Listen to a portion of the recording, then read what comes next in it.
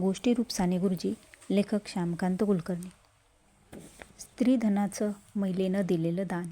1932 सालच्या प्रारंभी गांधीजींनी सत्याग्रहाचा आदेश साऱ्या देशाला दिला होता आणि ते स्वतः लंडनला ब्रिटिशांशी स्वातंत्र्यप्राप्तीसाठी बोलणी करायला गेले. बोलणी फिसकटली. ते भारतात परत आल्यावर त्यांना अटक झाली. तेव्हा देशभक्तांनी चळवळ सुरू करून स्वतःला अटक करून घ्यायला सुरुवात केली. गुरुजींनी अमळनेरला निषेध सभा घेतली. ब्रिटिशांच्या ढोंगी वृत्तीचा आपल्या भाषणातून कडाडून निषेध केला आणि लोकांना द्रव्य सहाय्य करण्याची त्यांनी विनंती केली.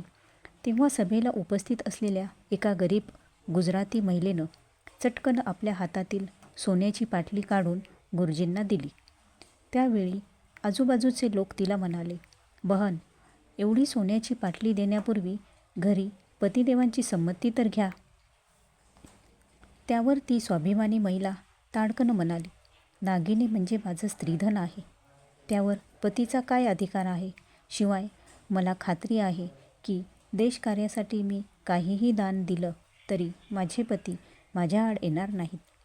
गुरुजींचं भाषण ऐकणाऱ्याला किती प्रभावी करून जाईल हे या प्रसंगानं सिद्ध केलं.